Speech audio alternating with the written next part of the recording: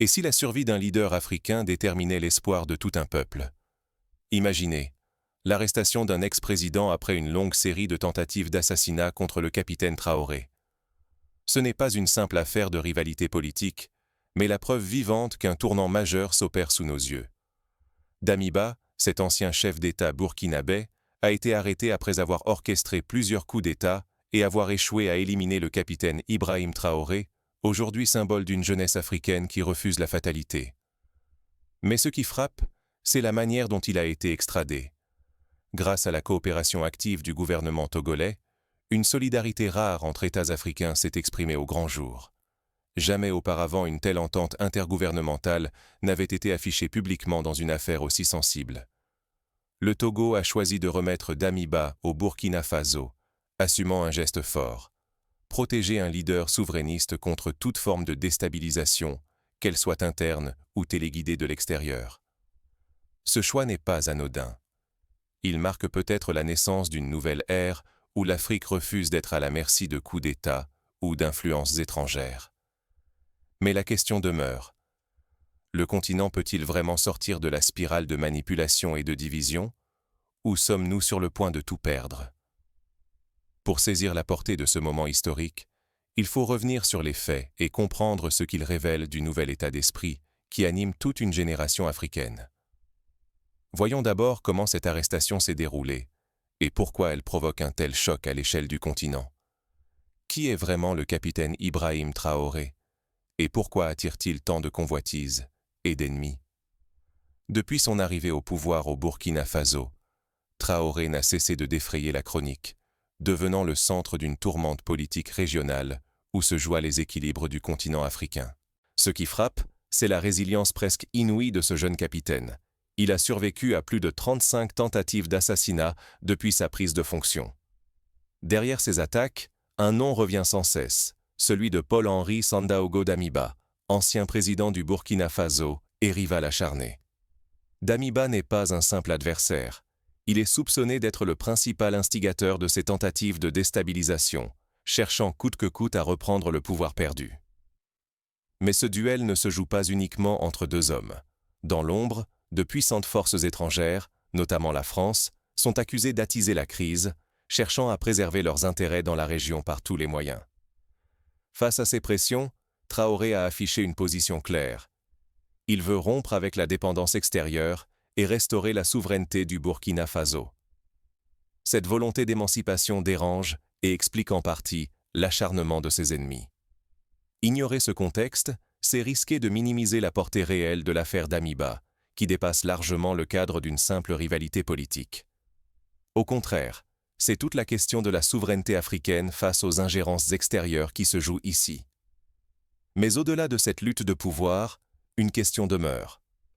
Pourquoi, précisément maintenant, le gouvernement togolais a-t-il choisi de s'engager aussi fermement dans cette affaire? Quand un pays africain livre un ancien chef d'État à un autre pour trahison, le monde entier observe, suspendu à cette décision sans précédent. En janvier 2026, le Burkina Faso adresse officiellement une demande d'extradition aux autorités togolaises. L'accusé, Paul-Henri Damiba, ancien président, soupçonné d'avoir orchestré plusieurs tentatives de coups d'État sanglantes contre le capitaine Ibrahim Traoré et d'incarner un pilier des réseaux de déstabilisation régionale. Face à cette requête délicate, le Togo opte pour la transparence juridique et l'exemplarité. L'État exige des garanties fermes, respect absolu de l'intégrité physique de Damiba, droit à un procès équitable et surtout, exclusion formelle de toute peine de mort. L'extradition ne saurait être le prétexte à une vengeance, mais doit rester un acte de justice conforme aux engagements internationaux. Ce choix est loin d'être anodin. En livrant Damiba, le Togo refuse de servir de refuge aux fauteurs de troubles, tout en affirmant sa volonté de ne plus être complice des complots qui minent l'Afrique de l'Ouest. C'est une rupture avec la passivité d'antan. Désormais, la solidarité régionale prime sur les intérêts individuels des États. Ce geste s'inscrit dans une dynamique panafricaine assumée. Soutenir la légitimité des nouveaux leaders charismatiques, comme Traoré, c'est aussi reconnaître leur rôle de symbole de résistance et d'émancipation pour la jeunesse africaine. Le Togo, autrefois discret sur la scène politique, gagne en légitimité et s'impose désormais comme allié des mouvements souverainistes. Il y avait un risque, celui d'attirer sur lui l'isolement diplomatique ou la colère de puissances extérieures. Mais, contre toute attente, cette décision renforce la crédibilité du Togo auprès des peuples africains, qui voient dans cette action une preuve de courage et d'intégrité. Derrière cette extradition, ce n'est pas seulement un individu qui est jugé, mais une volonté collective de bâtir un nouveau rapport de force en Afrique. Un modèle où chaque État prend sa part de responsabilité dans la défense de la souveraineté continentale. Mais alors, cette unité retrouvée peut-elle transformer durablement la politique africaine, ou n'est-ce qu'un sursaut isolé? Explorons les répercussions à long terme de ce choix. Et si cette arrestation n'était qu'un prélude à une nouvelle ère africaine? Cette décision historique ouvre un horizon inédit pour le Burkina Faso, mais aussi pour tout le continent, celui d'une solidarité panafricaine enfin concrète et assumée. Face à la menace des ingérences et à la faiblesse des institutions traditionnelles, beaucoup appellent déjà à tisser de nouvelles alliances régionales.